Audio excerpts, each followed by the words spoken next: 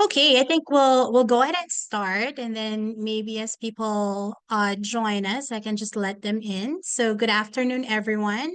Thank you for joining us today to learn about the Rural Community Immigration Pilot Program, which is known as RCIP. And then we'll also be covering the Ontario Immigrant Nominee Program, or the OINP Employer Job Offer Streams today. My name is Angela Verzosa, and I'm a regulated Canadian immigration consultant. I'm also the owner and managing director of AV Immigration. My colleague right here, Mary Eugenio Igochi, is also an RCIC, and she's also the owner and the managing director of Ubuntu Immigration Consulting. So she will be presenting the first part of our program or agenda for today.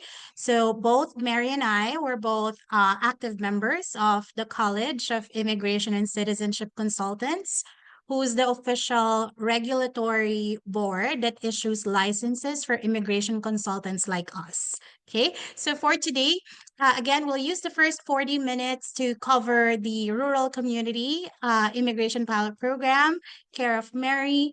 And then the next 40 minutes, I'll take it on for the OINP job offer streams. And then we'll use the rest of the time to answer any of your questions. We'll focus more today on the standard eligibility criteria to provide information. But of course, if you want a personalized discussion about your case, you can always reach out to myself or to Mary for some personalized consultation. Okay, so I'll give the floor now to Mary so she can go ahead and cover the first part of our today's agenda. Go ahead, Mary. Could you make me a host so I can share my screen?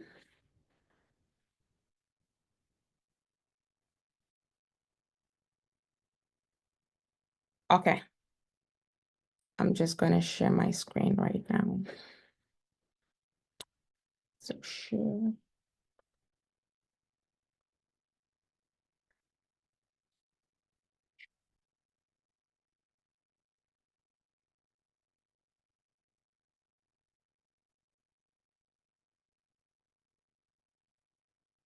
I'm just trying to make it bigger. Can you all It see my looks good. screen? Yeah, it looks good, Mary. Okay. So I'll be talking today about the Rural Community Immigration Pilot Program. So I'm just going to be in between accepting people. And if you see my eyes this way, I'm just looking at my other screen. So pardon me. I'll be talking about the Rural Community Immigration Pilot Program for Sault Ste. Marie. And yeah, so my name is Mary Ogeni Goche, as my colleague Angela said. I'm the owner and founder of Ubuntu Worldwide Immigration Consulting, Inc. I'm also the registered social worker in Ontario. I moved to Canada just like most of you did in 2019. I came as a student. I did the BSW program at Algoma University. So I've been in the SU all my life since I came to Canada. Um, I've worked mainly with newcomers. I've worked with the Career Center. So all my work experience in Canada have been with newcomer immigrant population. The last role I did was with the city where I was with the LEAP. I was the LEAP coordinator and largely participated in the RCIP program. So RNIP program then. So really vast with the whole RNIP program and how it works. And I became a Canadian citizen in July 2024 last year. So my immigration journey is done and it was put to a stop. So yeah, is what I'll be talking about. So this is focused on Sault Ste. Marie. As we know, there are 14 communities participating in the RC program. Sault Ste. Marie is one of those 14 communities. So this is really Sault Ste. Marie specific. We're talking about the community NOCs priority. We're talking about designated employers in Sault Ste. Marie, work experience and who is exempted. We're talking about education, language proficiency, ties to community, and then what's next after you've gotten your recommendation from Sault Ste. Marie. I'm just going to check if anybody's in the room. Okay. So With RCIP, RCC for all communities, RCC really said because of the way immigration is going with the caps, so RCC is really reducing on caps. And for all communities, they were to identify 5 priority sectors. So all the participating community. For the past RNIP, they had 10 sectors, but this time around they had to split it into half. So for Sault Ste. Marie, we identified health, education, law, and social community and government services, sales and service, trades, transport, and manufacturing and utility. So these are the areas in high demand where we need economic growth in Sault Ste. Marie. And for the year 2025, we have 300 slots for Sault Ste. Marie. So these are the list of the priority knocks.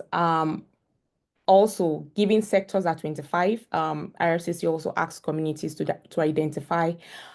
Giving sectors are 5, IRCC asks community to identify 25 sectors.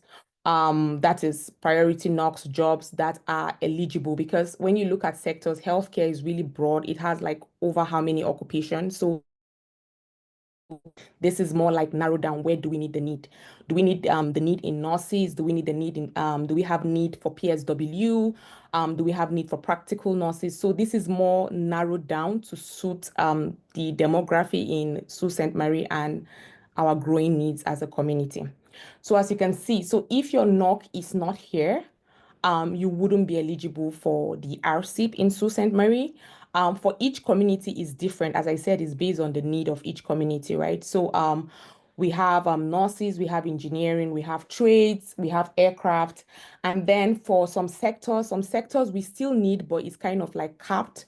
So for the food service supervisor, this is only restricted to dine-ins and restaurants. So if you're doing fast food like Tim Hortons, sadly, you would not qualify because this is just narrowed down to hotels and dine-ins only. And then it's capped at 10. So they are good. RCIP will be issuing 10 recommendation in this particular NOC. And this 10 recommendation, as an employer, you can only get 2. So let's say, for example, you're working in Roadhouse trucks. That way you can just only put 2 employees. And then for the whole year 2025, people that work in hotel and dining can only, like 10 of them can only get into RCIP. Then for guest service supervisor, this is only 10. And then for security guard supervisor, we have 20. So for the whole of 2025, just only 20. And this will be off the selection grid. So people with the highest score, people who, first come, first serve, and people that have the highest score, those are people that the city will pick out for this sector. Other than that, other knocks are not capped. Like, an employer can decide to put 20 if he has 20 applicants. So far, he put it in time. Other areas are not capped. So the intake with the Sault Ste. Marie RCIP, this time around, people are not just submitting their application. So there is a time where you can submit, and then there is a window. There's a time where you can submit, and then it closes. So the first intake just launched. That was midnight on that's Monday 27th, right? And then closing May 10th. So in between April 27 and May 25, that's where the recommendation committee will sit down and decide who are they selecting. So after you're done grading, the committee will sit down and decide, okay, is this applicant, are we giving recommendation to this based on your application? I'll talk about the requirements. So there are 8 intakes in the year of 2025, and then you just need to know when you can put in your application and then be mindful of the time deadline. So the list of designated employers. So this is as of today. So far we have I think 8, 1, 2, 3, 4, 6, 7. Yeah, we have 8 employers on the city website. I don't know if it has been updated lately because the list just keeps growing, right? Like employers are still doing their training. They are still trying to, get in touch with the city, present all the documentation needed, document from CRA, a lot of things, and the city is yet to get back to some employers. So if your employer is not on the list, please don't be worried. Know that they are really on top of things. It's just like, a lot of queue right now. And as I said, they are going through a process. Employers have to complete a 5-hour like almost a day training.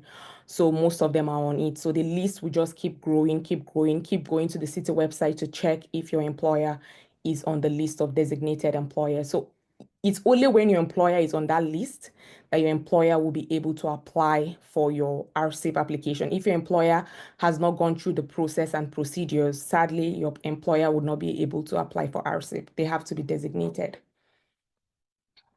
So, and also just to add, so this time, RCIP is kind of different from RNIP. So during RNIP, applicants had the access to the city to put in the application themselves. But with the RCIP program, everything is going through your employer. So once your document is ready, you have to send it to your employer. Your employer will have to upload the document themselves. So basically, it's more employer focused than as opposed to applicant, employer filling the form, giving it to applicant submitting no. So this time, everything is just through your employer.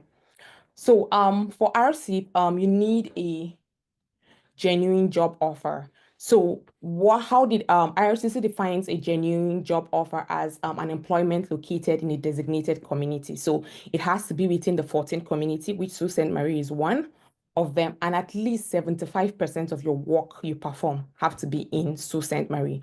Because think of RCIP as an economic pathway. So we're not just gaining from the applicant, the city is also gaining from the employers having to do their job in the Sault. So it's like a win on both sides.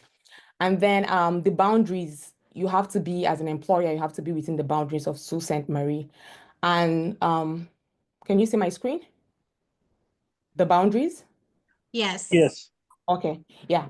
So the boundaries right now, these are the boundaries of Sault Ste. Marie. And you see the farthest is going to is Echo Bay. So this was recently updated because the last RNIP didn't go there, but they've shifted to Echo Bay to accommodate Springer airspace aircraft. So these are the boundaries of Sault Ste. Marie, basically. So even Gole, where is Gole? Gole is outside of Sault Ste. Marie. So if your job is in Gole Bay, sadly, it's outside the boundary of Sault Ste. Marie. Yeah, look at Gole Bay here, so it's outside. So for your employer to get designated, they have to email the labor force at city Sault Ste. Marie ssm.on.ca, and then they will begin the process and get designated. Your job must be non-seasonal. So it's not a job that, okay, you're 2 weeks on, 2 weeks off. You're on in the winter, you're off in the summer. You're on the summer, you're off in the winter. No, it has to be a full-time throughout the year. IRCC defines a full-time job as 30 hours per week, at least 30 hours per week. So even if you're working 40 hours or 35 hours, that 5 hours does not matter to IRCC. The 10 hours doesn't matter. They just count 30 hours per week. And if you calculate 30 times 52 weeks in a year, that's where you have the 1,560 hours in a year, which IRCC is expecting you to have.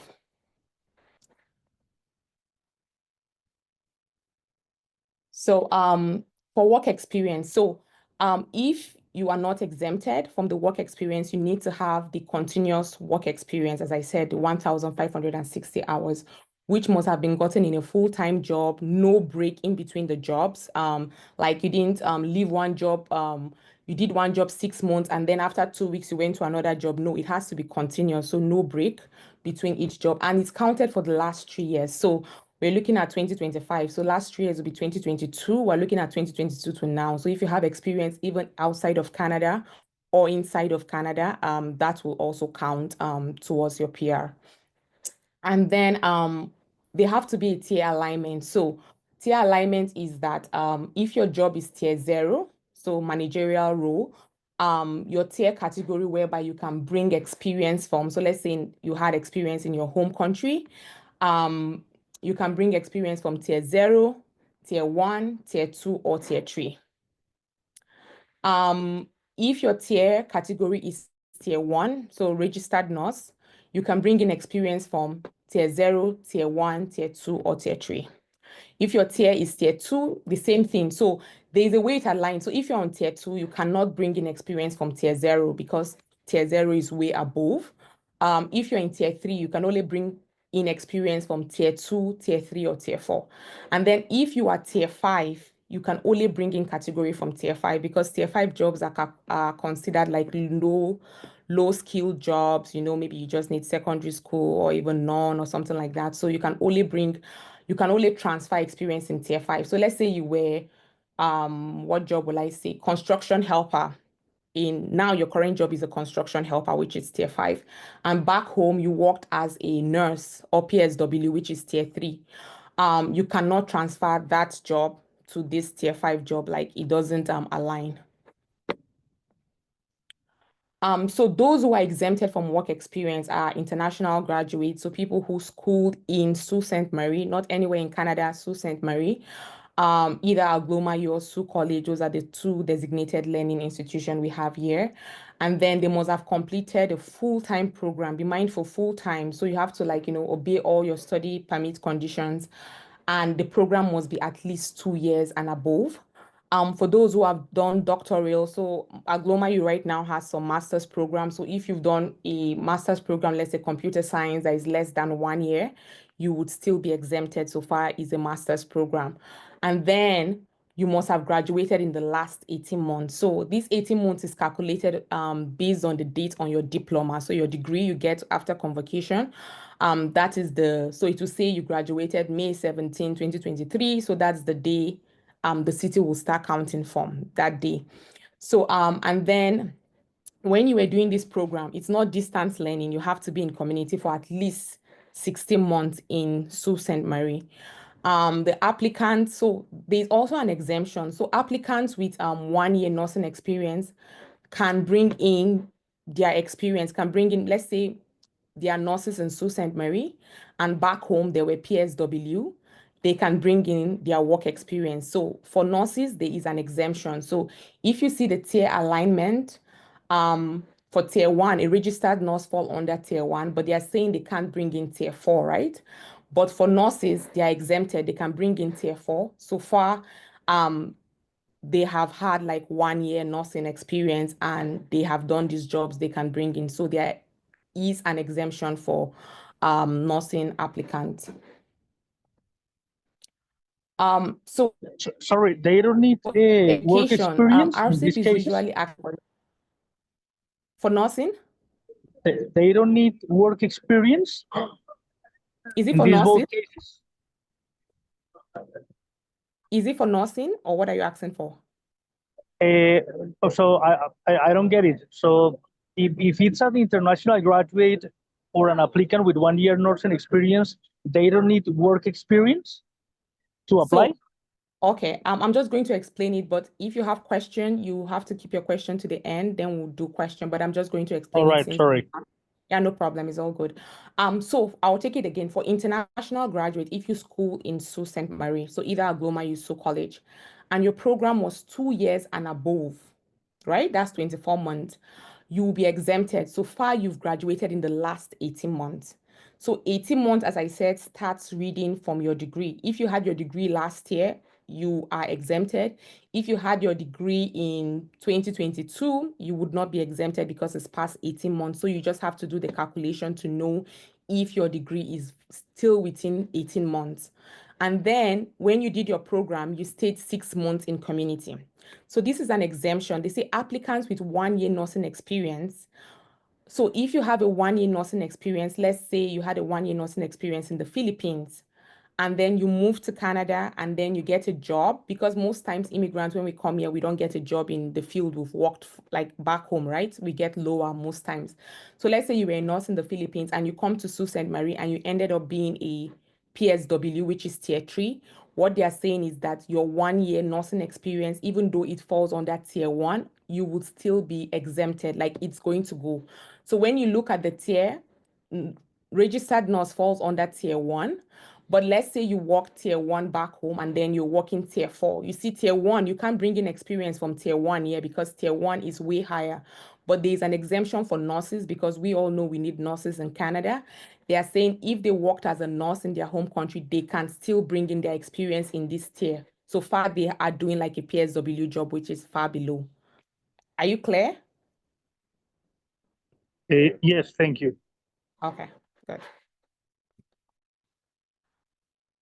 So education, as I was saying, RCIP kind of is asking for the bare minimum compared to other pathways. So applicant just need to have secondary school education. immigrant most times come with higher, come with bachelor, come with masters. And if you have a foreign degree, whether high school, bachelor, masters, you have to get it evaluated. And then your evaluation. So if you've done evaluation, and it must be within the last 5 years. So if your evaluation has expired, that's your education credential assessment, ECA, you need to get a new one because they're just looking at the validity for 5 years. And here are the places where you can do your evaluation. So they're about about six. West is the commonest people use, so you can just check them out, check the link, know the processing time, and apply to get your credentials evaluated. So language. Regarding language too, RCIP is still on the low side. So for occupation in tier 0 or tier 1, you need a CLB6 or NCLC6, which is the French equivalent. RCIP is open to both English and French, so it doesn't matter which language you show, all is eligible. If you have a job in tier 2 or 3, you need CLB5. If you have a job in tier 4 or 5, you need CLB4. And then this category is looked per aspect, so it's not the band. So for those who did IELTS, CLB, where you have band 9, you can have a band 9, but if you have the if your score in a particular area is less than 4 or less than 5, depending on your tier, you are still not eligible regardless of your band. So I'm just going to briefly show you the conversion table. So for CELPIP is straightforward. If you have it, CLB4 is a 444 across board. For IELTS, that's where the conversion table applies. So if you have a CLB4, for you to get a CLB4, you need to have 3.5, 4. You see, it's not static, it's changing, right? 3.5 here, 4, 4.5, 4.0. So you have to make sure that if you are in tier 2 or 3 where you need a CLB5, you have to make sure in reading you have nothing less than 4.5, writing nothing less than 5.0, listening nothing less than 5.0, and speaking nothing less than 5.0. If you have a 3.5 in reading, for example, and your tier is a tier 2 or 3 job, sadly, you would have to take your test again because you would not be eligible. And so PTE core is also different grading system. This is TEF, this is for the French. So you have to look at the grading system and know how to convert it to fit your CLB and for your tier. So ties to community. For this RCIP, they have not really a scoring grid. The only one I've seen so far is Thunder Bay that have a scoring grid, and they do have point for ties to community because it just makes sense, because RCIP is a way to show that you are connected to your community. They are not looking for people that they will give recommendation to, and tomorrow they are just, you know, off the road in Vancouver or anywhere, right? They want them to stay in Sault Ste. Marie. So if you have an immediate family member, sibling, child who is a permanent resident or PR, please include it in your application. It just strengthens your application. Extended family, grandma, cousin, you know. The general belief is that people kind of, when you have pull factor in a place, you want to stay in a place, right? Like you don't want to leave. If I don't have any friend, any community in Sault Ste. Marie, I would have long gone, right? But when you've built all these pull factors, it makes you want to stay and call that place your home, so which they are looking for. So some people may not have family, they may not have extended family, but who can also be your family or friends? It could be community organizations, like, you know, you volunteer, you build relationship with people. So get involved, get active, volunteer in your organization, volunteer in your cultural group, your religious group, you know, and get those letters from those groups to attest that you are active, and then put it in your application. It just shows, okay, you are in Sioux, you are active, and you want to stay in the Sioux. So this is the last, I don't know if it's the active, but this, oops, where did I go to? So just a little bit back. I can't click the link anyways. So just volunteer, get active, and there's always a point for ties to community. As I said, for the RCIP, they haven't released the scoring system. The link I had on the slide was the last RNIP, which of course is not active right now because it's been updated, right? So make sure you are active to claim that point of being involved in community. So when you receive a recommendation, what's next? You can apply for PR. So this is the federal stage, right? You're applying directly to IRCC portal. Once the city hands your employer the recommendation, now it's left for you to go and apply for PR. The recommendation certificate is only valid for 6 months. After 6 months, it becomes useless. And please, as I stated earlier, we have 300 slots. Right now, if a slot is wasted, that means we have 299 slots. So IRCC is not compensating for a recommendation that is expired. I have seen people recommendation expire. So don't think that you have time. Start getting your police report ready, start getting your reference letter ready. So when you get your application, you can just apply for PR as soon as possible. So when you've applied for PR, if your work permit is expiring, I know a lot of people are in that position right now whereby their work permit is expiring. Once you've gotten a recommendation from the city, you can apply for a closed work permit. It's also called employer-specific work permit. How that work permit is processed is that it's a two-way street. So your employer will have to pay 230. It's not an LMIA. It's an employer work specific permit. So the employer will pay 230 on the employer portal, and then he's going to get an A number, and then which is like 7 digits, right? And then with that number, the employer is going to give you that number, and then you will now go on IRCC portal to apply for a work permit.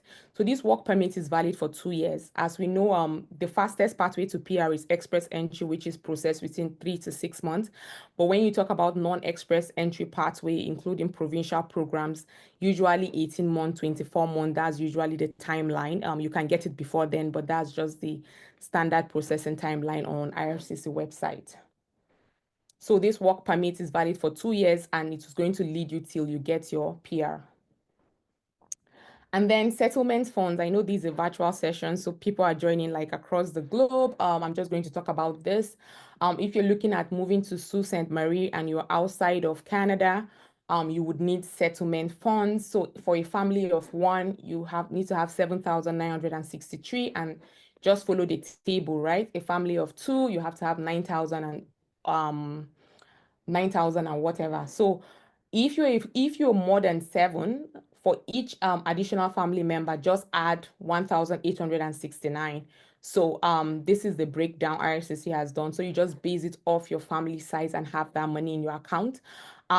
If you are in Sault Ste. Marie in Canada, you're working, you have a valid job offer, you don't need to prove settlement funds. You are exempted because you're already in Canada, you are settled. Why do you need settlement funds? But those people applying from outside of Canada, because RCIP is open for those in Canada and outside Canada, you need to prove to IRCC that when you come to Canada, you wouldn't be a liability, you can take care of yourself, find your footing and all of that. So you will need this. And please, don't just flash the money in your account. Make sure, because most times when IRCC, they are finalizing application, they do ask for your bank statement. So make sure that money is there. I've seen application get refused because of IRCC dying minute to ask for, okay, we are finalizing your documents. Can you send us your proof of funds again? And the person does not have the money in your account. So your application could be rejected because it's also a requirement. And then after you've gotten the letter can still be revoked. Getting the letter is just halfway step, right? You're just halfway the road. But then if by any means you decide to change your employer, or you decide to just, take your bags one day and say, I'm leaving Sault Ste. Marie, then your certificate can be revoked. And now I just want to let you know that RCIP is employer specific. So the employer already has this connection with the city. So be mindful. You just have to stay with your employer, except maybe situation outside of your country. So let's say, for example, now you work with Agloma Steel. We all know currently Agloma Steel have been laying off staff because of the whole tariff thing. So if it's not your fault and you were laid off, that's a different thing, because you're going to have documentation that, oh, they asked you to, leave your job and all. But if you just decide to voluntarily, take your bag and change employer, then that certificate can be revoked. So this is all about community Sault Ste. Marie. So now when you're applying for the federal express entry, I just want you to know that they will cross-check everything you claim you have. So when you say you had work experience, you are exempted. They need to see your degree to be sure that you were really exempted from having that work experience. If you say you have work experience back home, they need to be sure that that work experience is valid, is not just faked. So as consultants, this is in the Immigration Act, and this is misrepresentation, which is Section 40. This is a situation whereby you withhold material facts from the visa officer, which could induce error in him assessing your application. So, for example, saying if you've been denied visa and you say you've not been denied visa, that's misrepresentation, or claiming a knock code you're not working in, just lying indirectly or directly. So this was a case early this year that happened, and this was she was applying for the Federal Skilled Worker Program. This is a client from Nigeria. It's, mind you, it's an open source. So when you go to the Canly website, you can check on it. So she claimed an experience in the knock code and claimed an experience working for Delta Bakery 2025 and 2026. And IRCC decided to open an investigation. So when they opened, they now, in conclusion, this is the note of the officer. The subject does not work for the bakery, and no company with the name of Timotech Integrated Services in Nigeria found around the vicinity. The letter of employment record and reference letter for Kelechi Blessing Agbayi is forgery. The presenter of this letter should be made to face the full wrath of the law. So IRCC does check. Don't think this is something that happened 2025 to 2026 and they still, did investigation. So just be mindful when you are claiming the point for community, telling them you have work experience, you would need to show that on the federal level so you don't misrepresent yourself. So, and then PGWP. So most people are transitioning from student, PGWP, and then applying for RCIP. Just a few points with regarding PGWP. You have to apply within 180 days after you've graduated. Once your study permit expires, you have 90 days left to apply for study permit. And then also, you have 90 days to apply for PGWP and restore your status as a student, because when your study permit expires, you don't have a status, right? So you have to restore your status as a student and then apply for PGWP. And then just be mindful the changes that came into effect January 21st, 2025, whereby spousal open work permit became restricted to some tiers. Make sure that you fall under this category. So spousal open work permit for PGWP is people with tier 0 or tier 1, they can apply. And then IRCC has selected some tier 2, and these are the NOC. So make sure your NOC is here. If your NOC is not here, look for alternative measure to keep your partner in status, so he's not out of, or she is not out of status. And then if you are in tier 3, you can just check to be sure your NOC is there. If it's not there and your partner's work permit is expiring, make sure you convert them to study permit. No, not study permit, sorry, visitors. Convert them to visitor. That way they are not out of status. And then when you get the job, you can include them in your application. So you need to have a job before you can include your spouse in it. So how can we help you? We offer full representation for RCIP. We do both community recommendations. So we support employers, given that employers have to put in the application. And we also do the final PR application. If you decide to do the DIY application, we could also help you, look over it, be that third eye to make sure you have your right knock code and make sure everything is correct. And we have a flexible payment plan, and currently we have a 50% off PGWP for applicants and their dependents. And as Angela rightly mentioned, we are verified consultants. It's just easy to check. You can go to the college website and search our names. So if I type my last name, it's going to pop, and then you can see my status. Or if I type that of Angela Vezosa, oops, is it the Z before the O? Okay, yeah, if I type Angela, yeah, it's going to also pop. So we are regulated, and be sure that you are in good hands so we can walk you through your journey. And yeah, that's all for me. So I'm going to pass it to Angela. Angela will give us the second part before we go into question and answer. I'm just going to stop sharing my screen. Awesome. Thank you, Mary. So let me just go ahead and proceed in sharing my screen. Just let me know when you guys can see my screen. Oops. Oops.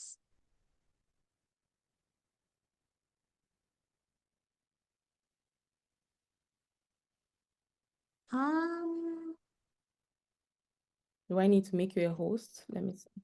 I think can you guys see my screen? No, it's No. trying.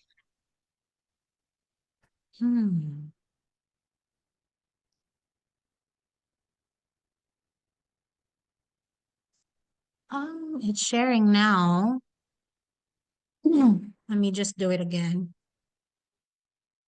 Give me 1 second.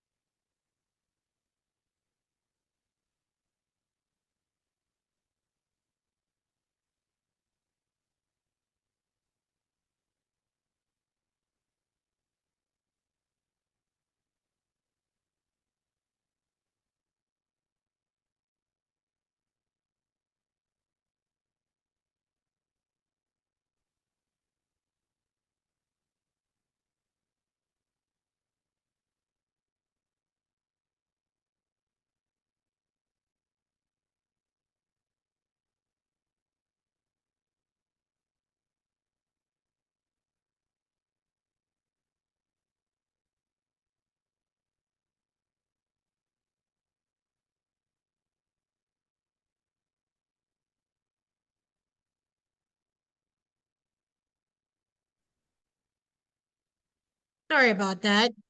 I don't know what happened. 1 second. It is not. 1 second. Apologize.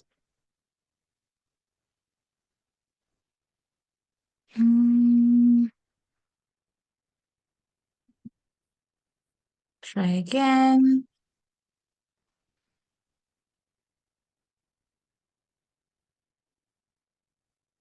Good. Yep. Okay, let me just make sure it's not hanging.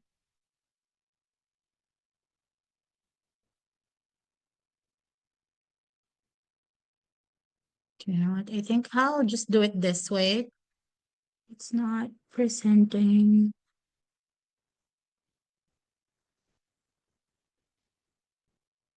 There. Okay.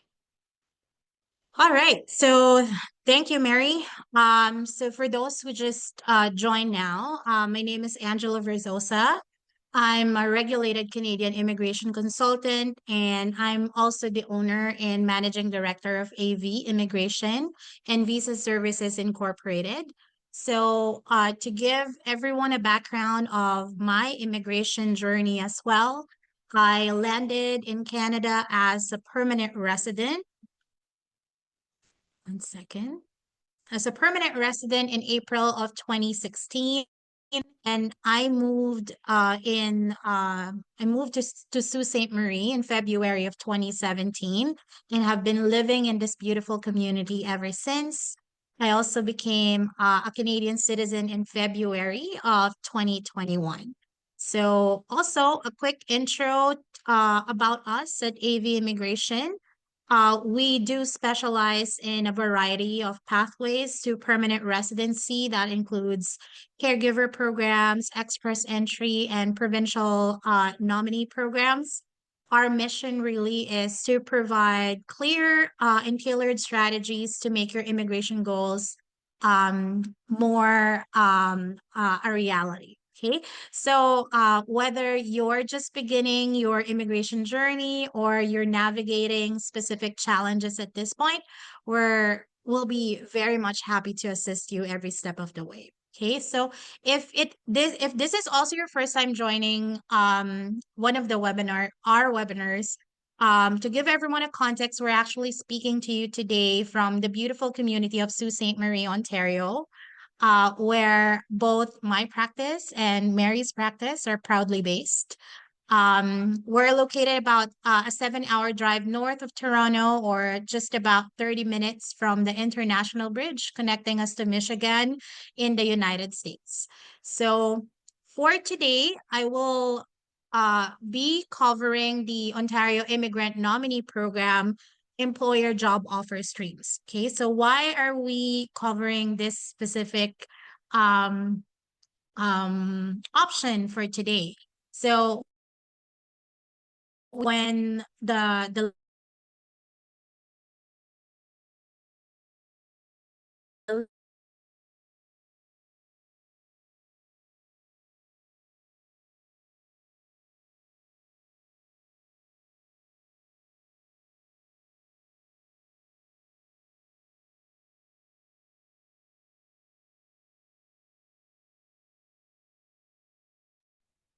I don't know what's going on. 1 second.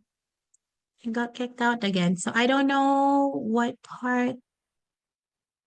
1 second. Let me try to share it again.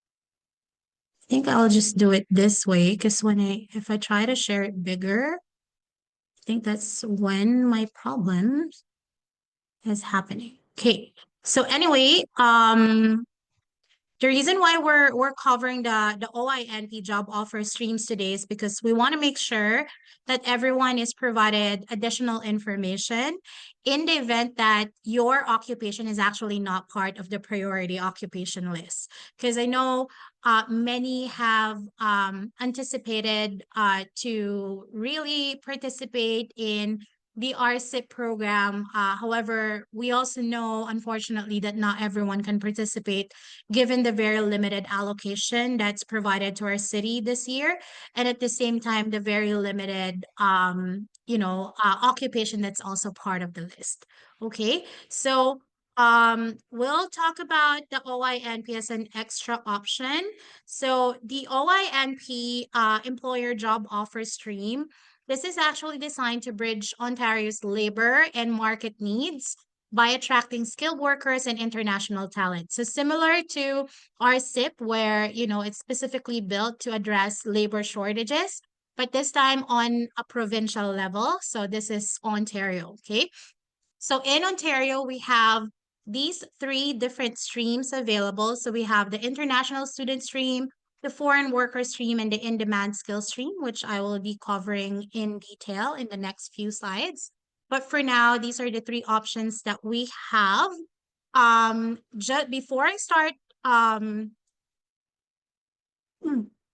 start covering the information per stream, I want to give everyone a brief overview of the process that will be happening when you actually try to participate for this program. Okay, so the very first step in participating for OINP is the creation of your expression of interest, or what they call EOI. Okay, so after we've covered all of the key criteria for these key streams, and you've identified that you're qualified, the first step is to create an EOI, or an expression of interest. So once your EOI is created in the OINP portal, your interest is going to be recorded in there, and then you're going to have to wait to get a nomination of intent, or what they call NOI, to participate in the program. So it's very similar to Express Entry,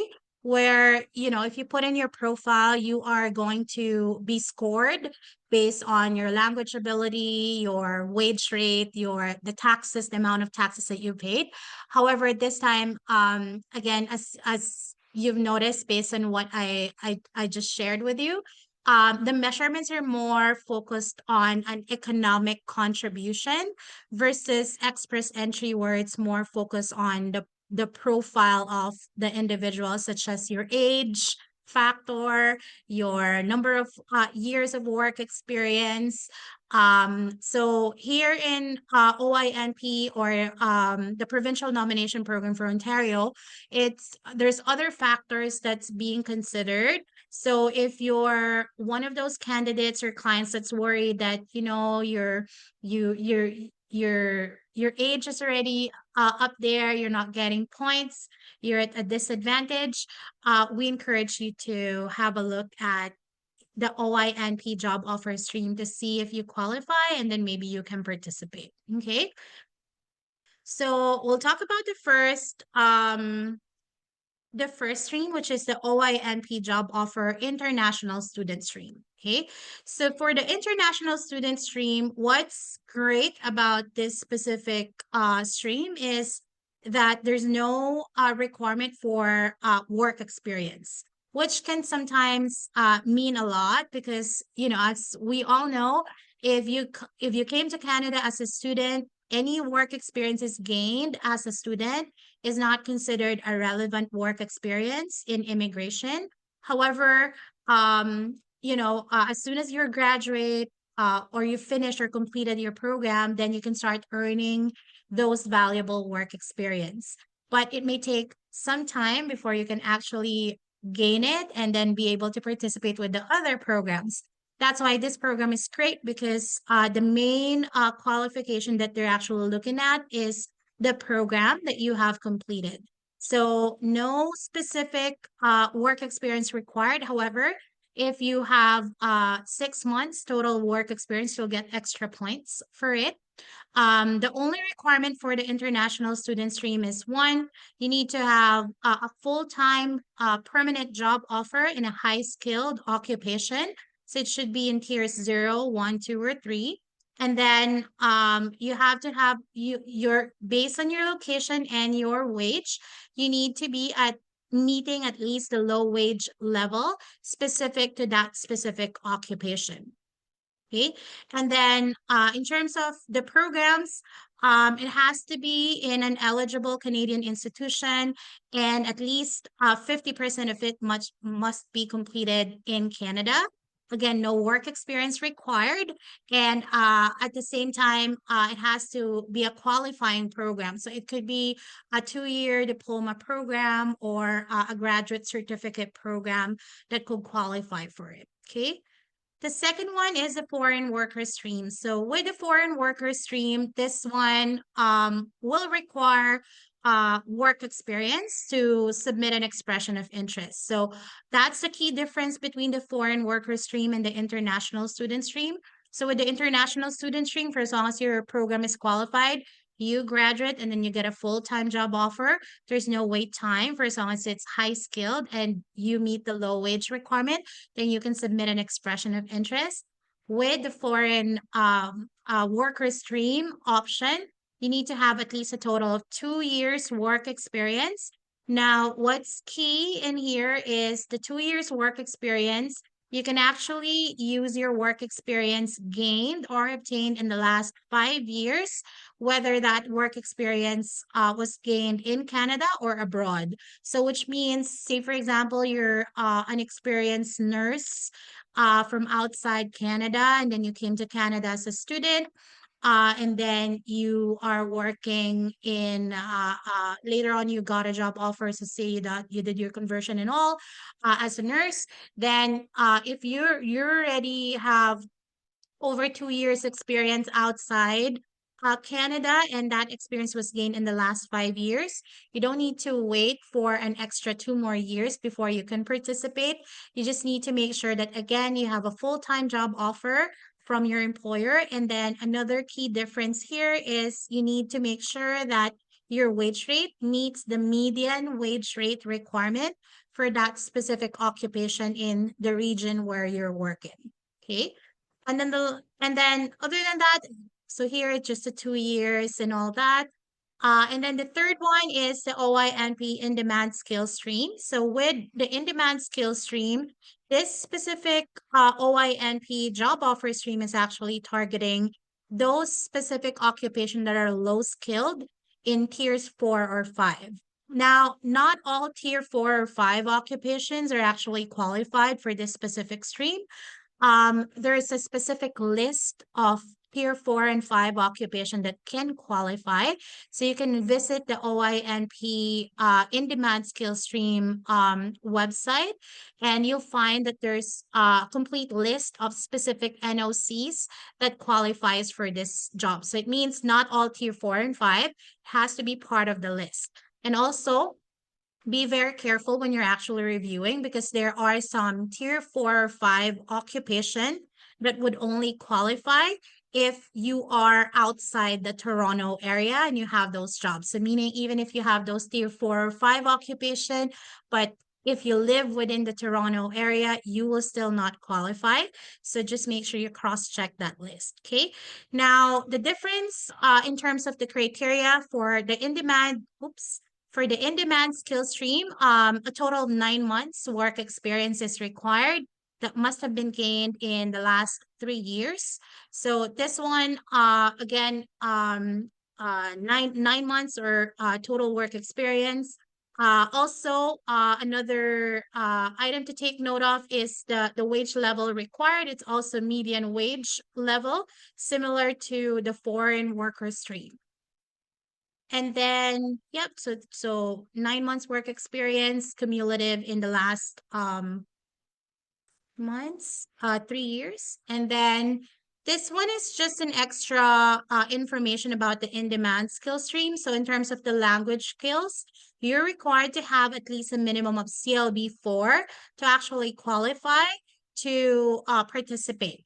However, just take note that for the in-demand skill stream, the language attainment does not give you extra points when they actually look at your overall profile. It only helps to pre-qualify you to participate in the submission of the expression of interest, as compared to the foreign worker stream and the international student stream, where if you put in your language score, each ability will be scored. So meaning, if you get a CLB 5 for a specific language, this is going to be your score, and then whatever is your language scoring, you'll get a specific scoring for it.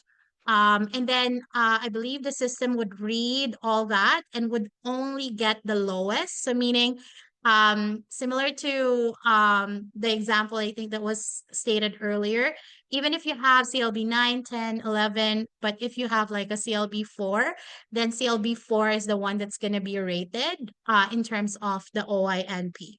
Okay. Employer requirements. So the information that we've covered so far are applicant requirements, meaning how you would qualify to participate. However, for you to participate in the Ontario Immigrant Nominee Program, your employer must also meet certain requirements for their support to be valid. Okay, so employer support is needed for all OINP submission. Now, when we say support, again, this is not LMIA, because some misinterpret and say, oh, you know what, my employer does not support any of that. They don't like LMIA. So when we say support, the support that's needed for the employer is their participation in the process. Because what's going to happen is, so say if you submit an expression of interest and then later on you get a nomination of intent, once you get that nomination of intent, the next step is for you as an applicant to submit all of the required documents to Ontario to prove that all of the information that you've claimed during the expression of interest submission were all accurate and true. Now, part of that process is for your employer to actually fill out what we call an employer form, where they would put down information about the nature of their business, the number of employees that they have, all that information, the number of full-time and permanent employees that they have that's Canadian and permanent resident is going to be part of that. So if they must be willing to participate in that process, because that's a requirement. If you're not able to submit an employer form as part of the nomination, then your application will be refused at that stage. So you don't want that to happen. So you want to make sure that your employer is onboarded And with all of the clients that I'm supporting in the event that they're participating in the OINP job offer stream, I always advise that, the earlier you have a conversation with your employer about your intentions, about your willingness to permanently reside in Ontario and participate in this provincial nomination program, the better. Just so when you get the nomination, you will not have issues in terms of securing the needed support, specifically them filling out and participating for the employer form part. Okay. So what are the requirements for the employer? Okay, so first, one of the requirement is they must be have an active business for at least 3 years in the province of Ontario. Okay, so this is a key requirement. Of course, Ontario does not want to entertain endorsement from employers that are considered pop-up employers where they set up their business just so they can provide support to some PR aspirants that would like to move forward. And also, Ontario would want to make sure that your employer have significant contribution in the province of Ontario to make sure that they have the right to actually put forward your name and provide support for you as an endorsement to the Ontario to become permanent resident. Okay, so must be within Ontario, of course. No compliance violation in terms of the ESA or the Employment Standards Act and the OHSA or the Occupational Health and Safety Act. Okay, so job offer must meet all outline criteria to qualify. So again, it must be full-time, permanent, non-seasonal for it to be a valid job offer. In terms of revenue, there's also a requirement. So if you are in Sault Ste. Marie, then you are in a non-GTA based area. So it means the requirement is for your employer to have at least $500,000 minimum gross annual revenue. And then for those employers within the GTA area must have a minimum gross annual revenue of at least $1 million for their support to be considered valid. Okay. Now, the full-time employer requirements is also another thing. Inside the GTA area, the employer must have 5 full-time employees that are Canadian citizens or permanent residents, and then outside at least 3 full-time employees.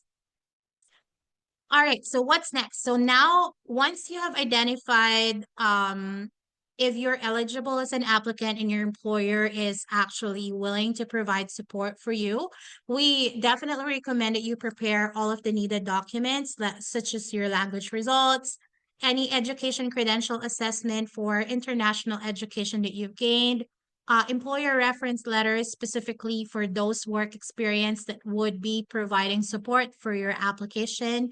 And then again, earlier I said this already, engage your employer, confirm that they qualify if you're unsure, and make sure that you have that conversation so you can get their support well in advance. I've seen a lot of clients, have very clients that are very disappointed when they get the nomination and the employer was actually not willing to provide support at that stage because it's key at that point, and then it's going to be a waste if we're not going to be able to move forward because we don't have the employer support. Now, a lot of people would also ask, okay, what's going to happen if outright my employer just said they're not willing to support you. Okay, so you have to make that decision whether you have other options to consider, because again, ultimately your goal is to become a permanent resident, and if your employer is actually not able to provide you support and say OINP or RCIP, these are the only options that you have and they're not willing to put your name out there, then maybe you'll have to find a different employer that would be more supportive. I know it's a little harsh to hear that. However, reality is most of the people's time in Canada for foreign worker are actually on a limited time. Um, you have your work permit, your permit expiration, and you don't want to be placed in a situation where, you've waited too long to make that decision, and then you're gonna be all stressed because you're now at the last leg remaining months of your permit, and you still don't have an option for a permanent residency pathway. Okay. So other suggestions, of course, if you're qualified, go ahead and create your expression of interest. So you can start waiting for that nomination. And then here, as you know, you can always contact us to help you guys out to learn more about the services and how we can help you. So this is just a quick snapshot of the services that we provide. So we do permanent residency end to end as well. We do spousal sponsorship, and then we also have do it yourself or DIY package where we can provide assistance in case you want to get more involved. Okay, so I think that's everything that I have at this point.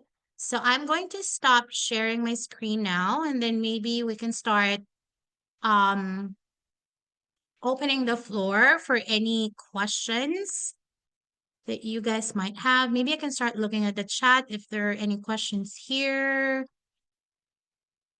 Um, so let's see. So for the 1,560 hours experience can be from Quebec. We arrive in February. Where can I find information about whether my business is eligible? So the work experience that's being asked here is for RCIP and the OINP streams. Um Yes, Quebec is in Canada, so that work experience can be considered relevant for as long as, again, if it's RCIP, it's obtained in the last 3 years. And then for OINP, for foreign worker stream, obtained in the last 5 years. Um, in-demand skill stream obtained in the last 3 years. So depending on the type of program, there might be some limitation in terms of the timeline on when that 1 year work experience was gained. However, it can definitely be considered and added. Let's see. And just to add, right, even if your work experience is also back home, so far is within 3 years, 3 years is still very much valid. It doesn't have to be within Canada. It could also be in your home country as well. So there's one question here. If you have ties to community with a community recommendation, you don't need work experience to apply. You want me to? So Okay. go ahead, Mary. Okay. So for ties, those are two different things. They are two different requirements. Ties does not substitute work experience. For every economic pathway IRCC offers, you have to have work experience except for the international graduates, whereby you're just graduating, so you don't need work experience. But for Canadian experience class, RCIP, you need to have that 1,560 hours. Where you need your community recommendation, so your ties to community is when you're applying for RCIP. RCIP is Sault Ste. Marie Focus Rural Community. So you're telling them you want to stay in that community to get the community recommendation. So there are two separate requirements.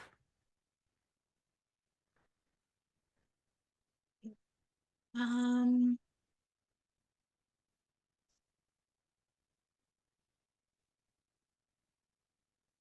So there's another question, I think, follow up, Mary. What do you mean employer support the services you offer? And please explain cost and what is included in your full service. Okay. So for employee support, regarding RCIP, as I made mention, RNIP applicants could submit the application, so the city could have a conversation with you, send me this document, you can send them this document, but right now, everything is going through your employer. You have no communication with the city. And we all know most times employers are not really knowledgeable about, immigration forms, how to go about the procedure. So If your employer ever needs help navigating how to fill the forms, or how to put in the application, or they don't just have time, most employers don't have the capacity to handle RCIP on top of their workload. So we also offer that employer support. So that is like, having those consultation sessions with your employer and walking them through the process, and even helping them submit at the end of the day. For my fee, I'm going to drop my email, and then I can email you my fee. So yeah. Yeah. So I know that that's services for Ubuntu. So we also have something similar at AV Immigration, very similar to the approach where, with RCIP, either you do a full package with for permanent residency where, it's gonna start from the employer assistance up until the processing of the permanent residency.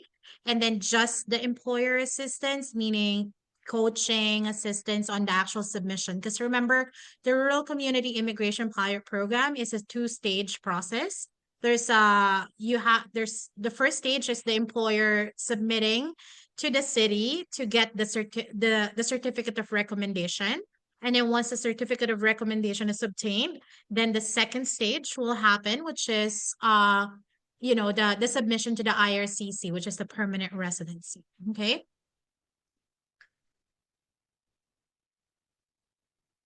OINP, how many years experience needed? Is it eligible to apply even? I just got a job offer starting this May. So Jennifer, yes, for as long as you're a student. So it depends on the program that you finished. If you have like a 2-year diploma, a graduate certificate or a postgraduate certificate, that can qualify you for the international student stream. And then just like what we said, for as long as the job offer is high skilled, meaning tier 0, 1, 2, or 3, it doesn't even need to be an occupation that's related to the program that you've finished. But it just needs to be tier 0, 1, 2, 3, and at least a low wage rate in terms of the wages to qualify. And then you can go ahead and create an expression of interest right away, no work experience requirement. But if you have a relevant work experience, like at least a 6 months work experience, you're gonna get an extra points for that. But it's not required. Miss Angela, follow-up question with Yes. that. This is Jennifer though.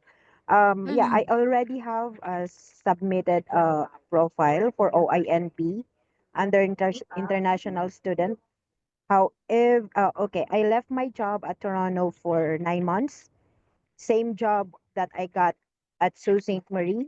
Can I Mm-hmm. still update my profile having that 9 jobs experience, or what do you think? Because I'm confused.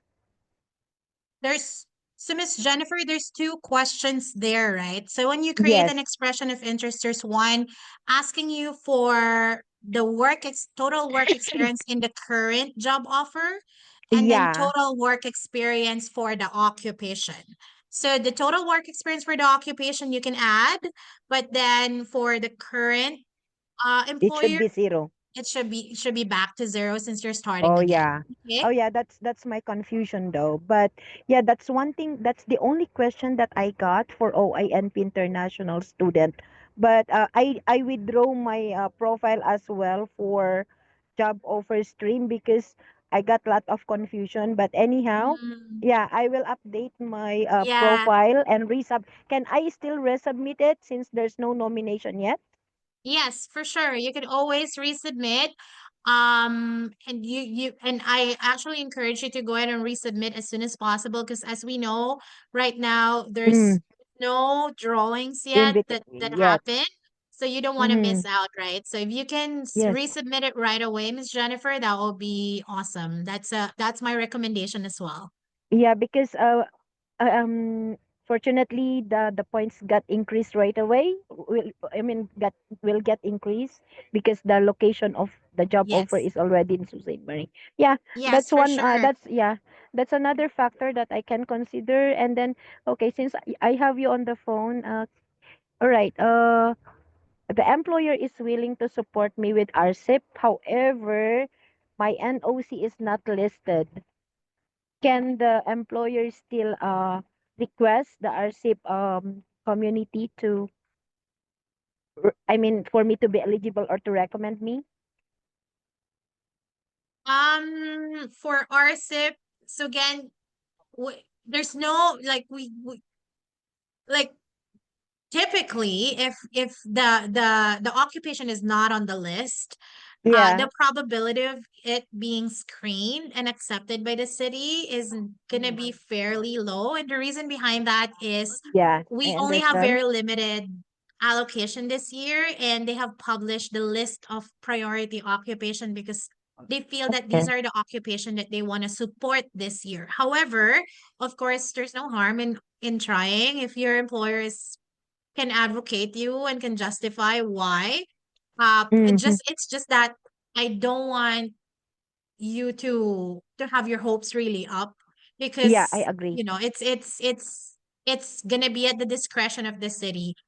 In Yeah. fact, my maybe Mary will have her own thoughts around this, but for me, instead of just submitting the application, even if you know that your occupation is not on the list, maybe the employer should start to advocate first for you why Yeah. why your occupation should be in the list. So maybe Okay. they can send a notification to the city to have that conversation started, and Mm-hmm. then at some point if they would consider and add your occupation, then the probability of you being screened is higher that way than just submitting it without the occupation being in the list. So at least that's my thoughts around it.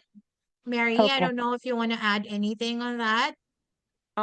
I totally agree with what you said. The NOC is growing, and as you know, life is very fluid. Change happens. So what may be a priority 2025 may not be a priority. So I would say your employer can start by advocating if your area is in high demand, and then for next year they can have your knock there. Even since the city updated the list, they have made some changes. So they removed 44010 to 33102. So they've been also tweaking it and making some adjustments. So have your Okay. employer start that advocacy, and then let's see where it leads to. Okay. You guys, would you be able to guide me and my employer as well with that? But yeah, I have spoken about this to them as well. But I'll keep in touch. Thank you, Miss Thank you Jennifer. so much. Yeah. Thank you. And then take a look at the list here. Okay, so Kendrick has a question. Do family business qualify for RCIP? If yes, what will be the requirements? Okay, want me to go? Go Okay. ahead, Mary. Yeah. For our so your business has to meet certain requirements. If it's a family business, is it registered with CRA? Do you have at least 3 Canadians or permanent residents as workers in the business? Is the business in Sault Ste. Marie? Is 75% of the business done in the Sault? If you meet all those requirements, which are on IRCC website, then you can email the city and then start the process. I'm going to put the email again on the chat, the labor force email, and then you start. But if it's a family business whereby it's just, yourself and your family, no citizen, no PR, just family members, unfortunately, that will not qualify, because even self-employed, like people who are self-employed, they do not qualify except doctors, right? Like those are the people who are exempted. But even if you're self-employed, you don't qualify for RCIP. So make sure you check the dynamics of your business and then you reach out to the city. And then I would just add, if you actually go to the website in IRCC, you'll find specific list of employers that are actually um not eligible to provide an endorsement. Um so pretty much I would say it does not matter if it's family owned or for as long as you meet all of the requirements included in the website. And then the only restriction really is the list that they have provided. I'm trying to pull it up to make sure I can share. So see, it's for as long as you're not a consulate, you're not a staffing or employment agency. for as long as an employer that a candidate owns or controls. So meaning um, the the candidate is not owning at least more than 50% of the majority of the business. An employer that runs a business offering striptease, erotic dance, offers jobs that are not genuine, owes administrative penalties, and a business owned by an authorized immigration representative, such as me and Mary. So we're not, these are the businesses that are not allowed to provide endorsement.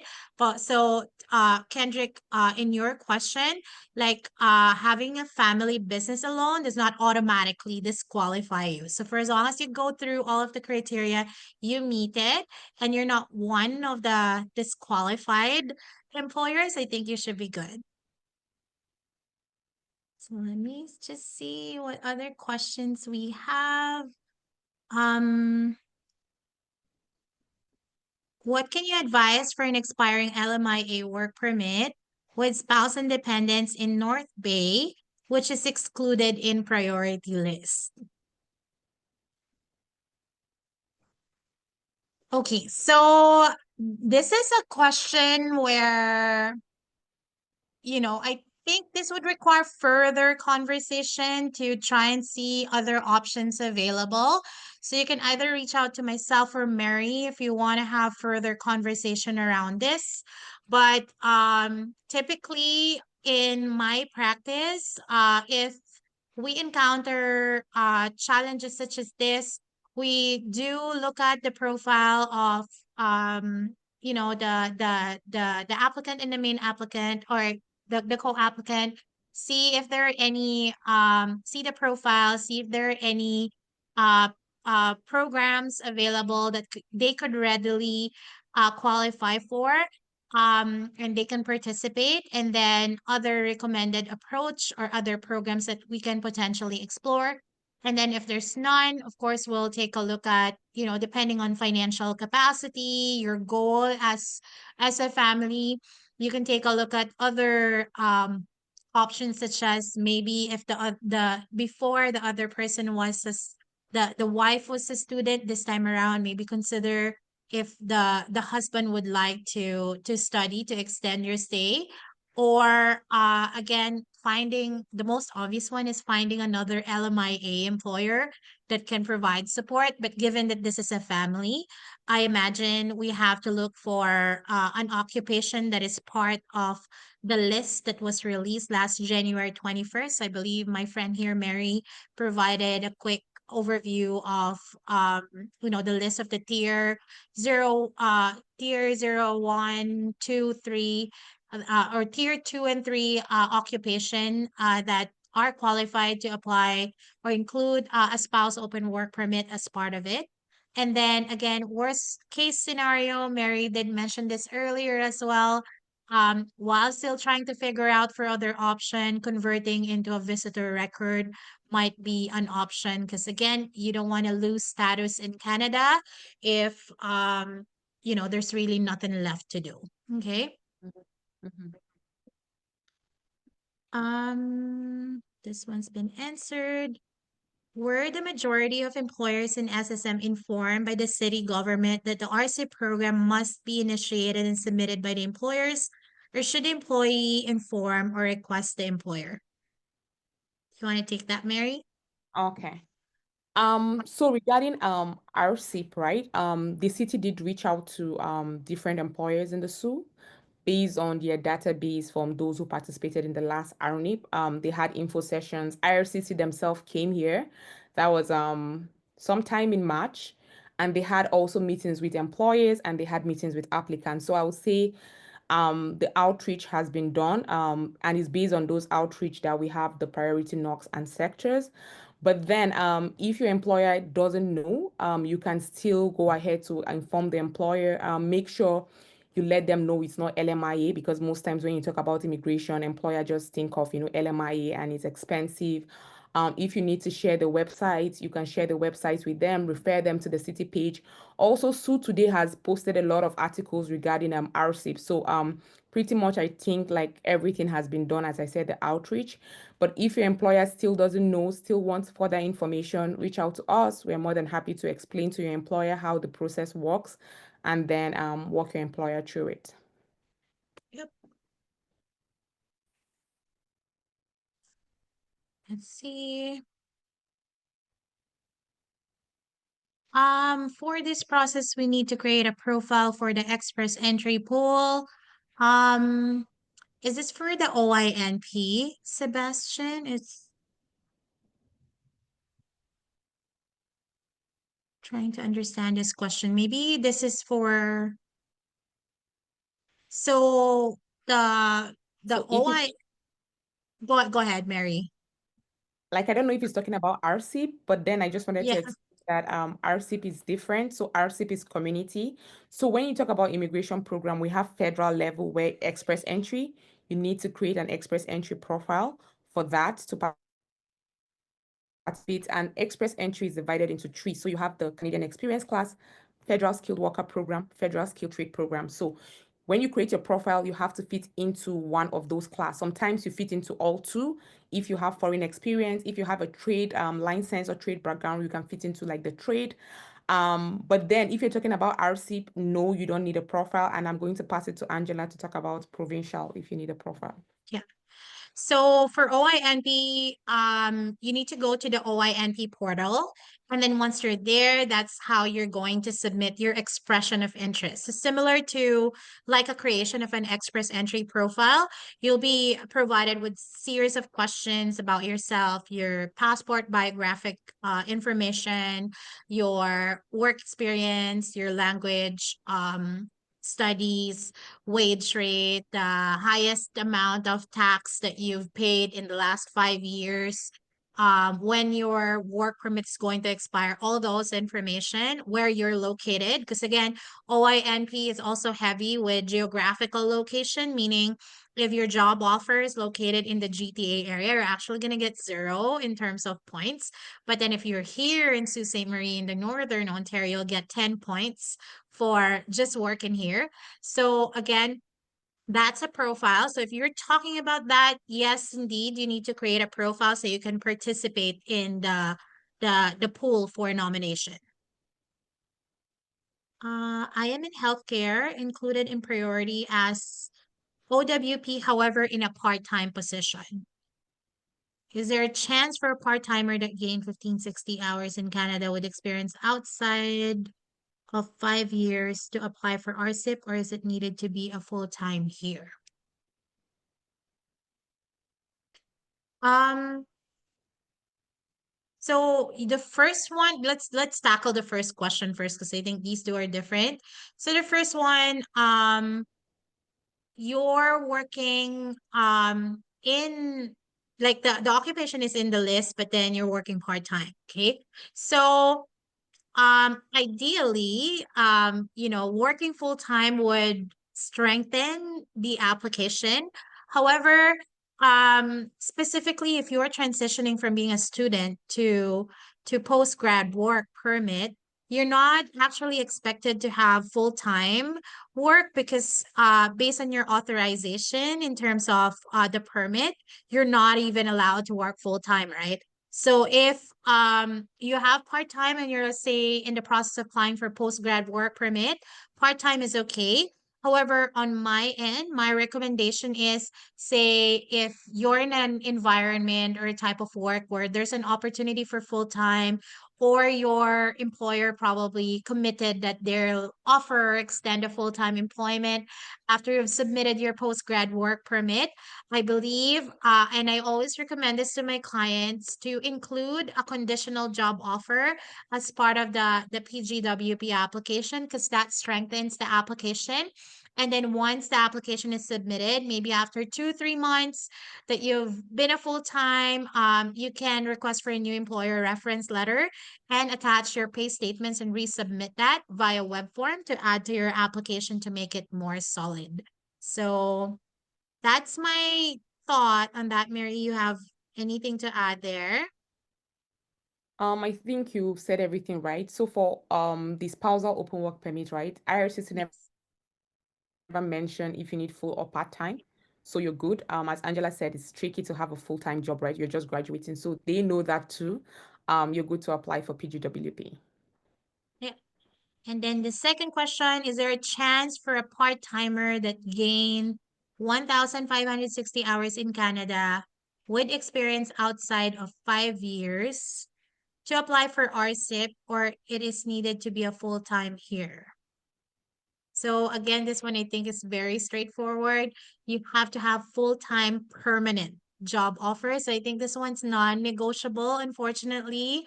Um, if you don't have a job offer that meets the criteria, um, you will be refused on a city level. Like we won't even get through city recommendation. Um, so it's not advisable to move forward if you have a part-time position. I think he's talking about the work experience, if I'm understanding the question right, right? Like for the work experience, you can have part-time. So far, you have that accumulated within 2 years. So let's say if you're doing part-time, IRCC count 30 hours per week. So you're working 15 hours per week. So far, that 15 hours, you've done it in 2 years, that can still count. If you have Mm. work experience outside of Canada in the last 3 years, so you say you have 5 years, I don't know when this 5 years was, whether it's 2020. If it's 2023, it's good because you can count experience in the last 3 years. So for work experience, it's either you're meeting it full time or part time. But now the job offer, what Angela was saying, has to be full time permanent. So hopefully one of us got that question correctly. the the other question here, my husband is working in NOC 72201, but his employer is not listed. What can we do? Okay, we need to force the we need to start forcing the employer to register. No. Yeah. So I think because again the rule, Victoria, is also strict, right? IRCC actually imposed this new change in the process where an applicant cannot submit their application unless it's through the employer and unless the employer is actually a designated employer. Because what it means when an employer is actually a designated employer is they've been screened by the city, meaning they met all of the criteria that our friend Mary mentioned here earlier about, being in the business for 2 years, having 75% of their operations within the city area, all that wonderful criteria has been met. And at the same time that they have went through those two required training that needs to be accomplished. So if they're not designated, then unfortunately they will your husband will not be able to move forward with his application. So I think the first step here is to have a conversation with your employer to make sure that they understand how this is important for your husband, and ask them to help you out because you want to reside here in the Sioux or wherever you are, whatever participating community that you're in, and then to encourage them to sign up. Because remember, there are a lot of intakes that's going to be happening throughout the year. So if they're not able to complete their designation this time around, I believe the first intake will end May 10. The next one will happen or will start on May 25th. So there's still time to really convince and talk to them. And also, Okay. the list is growing, just to add, right? You said Yeah. what? No, go ahead. I said the list is growing too. Like you see, Sioux Area Hospital is not even there, a whole Sioux Area Hospital, right? So your employer could just be in the process, just give it time. As I said, every day just go to the city website and check. Today they updated like 2 or 3 there. So the list just keeps growing. And then they are going through the process. So Yes. Mm-hmm. Yep. Okay, awesome. I think that is the all of the questions that have been published. So Anything else from anyone? If you have any live questions you want to ask, I do have one question to ask. go ahead. So I just want to ask that I'm working in the retail, like at Dollar Tree, a full-time position. So is this eligible? It will be eligible for RCIP or no? Because there is no knock code for retail, and what they have said in priority list for trade and seller. So I'm just confused in between them.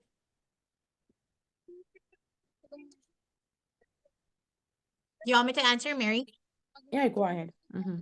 So if it's a retail position, okay, not just retail, but any other occupation, for as long as it's not in the priority occupation list released by the city, unfortunately, the probability of the endorsement being approved is very low because, again, we've discussed this that we have very little allocation for support for RCIP here in the Sioux. We only have a 300 allocation, and because of that, the city strategically had identified specific NOCs, specific sectors that they will be supporting. So unfortunately, like myself and Mary, we've discussed about this and we feel that the probability of the city supporting any occupation outside what's listed is very low, unfortunately. So like anything outside the knock code which they have given will not work. Right? Yes, unfortunately. For now, for this year, yes, because of the list. So if again, I think a similar question was asked earlier where, what am I going to do about this? And our recommendation is again, if you feel that your position should have been in the list, then I think you need to have a conversation with your employer so your employer can advocate for you, and then your employer can reach out to the city and Okay. justify why your position should be part of the list. That way, the city can make that decision because ultimately they're the ones that's going to be deciding whether they would change or improve the list, right? So Mary did mention this earlier as well. Nothing's set on stone here. Everything could change, but again, ultimately the deciding factor is on the city. They're the ones that's going to make that decision. So if your employer can convince them to add your occupation, then it's better that way. Okay. And so is there any other program like Ontario PNP or whatever in which I can just tell my experience like as a full-time manager or no? Um, so depending on the number of years of experience that you have, you can take a look at the foreign worker stream, or if you have a qualifying program in Ontario, you can take a look at the international student stream. So we've covered all these programs earlier. I'm not sure if you've attended the entire session, No, but yeah. I haven't attended. So I just completed my degree in Bachelor's of Psychology.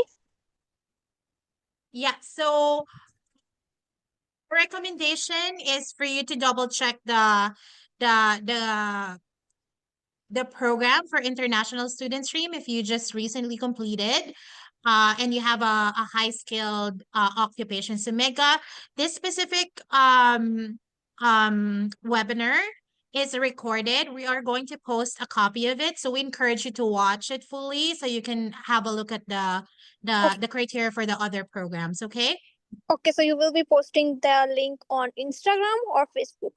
on our Facebook pages. Okay, thank you. No problem. Okay, and what if I want to book consultation with you guys? So I just have to mail or I just have to come there and then you can book for me. So you can either visit our website or you can email us. So for me, my email address, our email address is info. So maybe Mary and I can put down our email addresses again, the chat. Okay. Yeah. So that's mine. And then our website, and then Mary can put put in hers in the chat quickly so everyone can also there. So you guys can reach out to us if you need further conversation. Okay, Okay, thank you. no problem. All right. Yeah.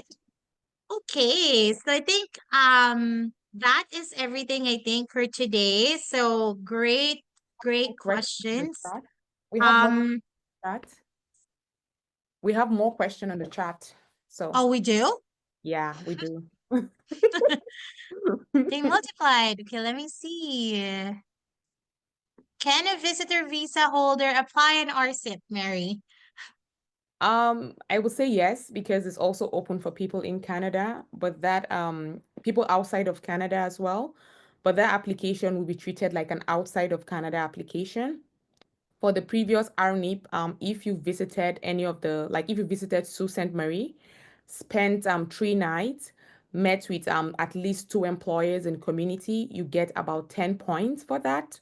So this RCIP, I don't know if that is going to be the scoring grid for outside of Canada applicants, because it just shows you want to stay in the Sault. So you came all the way to see how beautiful the Sault is. So if you are a visitor, you can still apply, but just you apply as a outside of Canada applicant. Okay, awesome. There's a message from Mamta, but just to summarize, I think she's asking if a 1+1 program would qualify for the work experience exemption.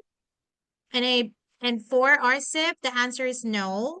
It has to be a 2-year program, so it can't be 1+1. So meaning if you have 1+1, then you need to have at least 1 year um work experience gained in the last 3 years, because you also mentioned that you have 3 years of job experience in tier 1, so that's good, from India. If that experience is gained in the last 3 years, you can make use of that. If there's 1 year total, then you're exempted from the work experience requirement as well. Okay, let's see if there's more. Is there a specific annual income for a family business to qualify to RCIP? I don't believe there's an income published that had to be met. However, you have to be prepared to demonstrate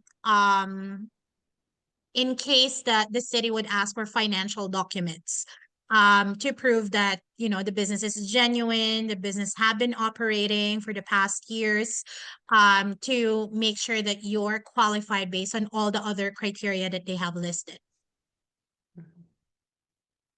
Just to follow up with Manta's last question, Yeah. and the job, is there a minimum wage requirement? Yes, for RNIP, RCIP, there is a minimum wage requirement which has to be on the job bank. So when you go to the job bank, you have to look at Northeast, depending on your region. Sault Ste. Marie is Northeast. If you're Thunder Bay, is Northwest. And then you have to check, let's say you're a nurse, you have to be making at least the minimum, so the low on the job bank. If your wage applications have been refused in the past, if your wage is not up to the low, so most times the city will reach out to the employer to tell the employer, hey, this person cannot go through, you need to bump up the person's wage, or the applicant will reach out to the employer. But some employers have been responsive so far to just increase $1 or $2 so their applicants can go. It all depends on your employer. Some employer will not, so it all depends. But yes, you have to meet a minimum wage requirement on the job bank.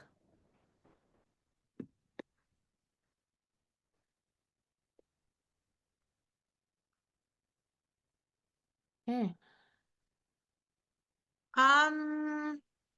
It has to be 2 years, a total of 2 years program, not 1+1. So meaning, because you have two programs that totals 2 years.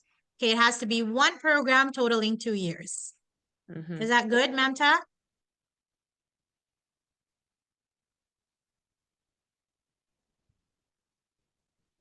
So let's say Awesome. okay. No, Okay, go ahead. Go ahead, Mary. So he's good. I wanted explaining. If you do a PSW and supply chain, that's 1 year, 1 year. So so far it was not, your admission letter was not 24 months, 2 years, that would not qualify. Technically, we know you did 1 year, which is 2, but for RCIP, no, it would not qualify. So yeah. Yep. And then it's not an automatic disqualification for the whole RCIP, Mamta. Okay, just to be clear, you're just disqualified for the work experience exemption. Okay, but so meaning since you don't meet the 2-year program, you're required to meet at least 1 year work experience to participate in RCIP. Okay. All right. Now this time I think, okay, perfect. So I think that is really everything that we have today. Wonderful. So yeah, so great to have everyone today for your active participation. We appreciate that. So Mary and I definitely will have more sessions in the future to host for everyone. Yeah, so Mary, you have any final thoughts, feedback from the group before we go? Just want to thank you all for listening to us. I know sometimes immigration can be a lot boring with all the rules, requirements, and all. But thank you for being here. I know some people also back in different time zone made it here. So if you need guidance, we're here to support you. You don't have to walk alone through this part. Immigration can be so tricky, and with PR application, any little mistake can lead to rejection, even though it's just like, with your knock code and all. So please don't come this far to make a mistake. So please reach out if you need professional assistance, and we're more than happy to support you guys. Awesome. Awesome. Thank you again, everyone. We'll see you again in our next virtual session, okay? Take care and thank you. Bye now. Bye. Thank you. You're welcome. Bye. Bye.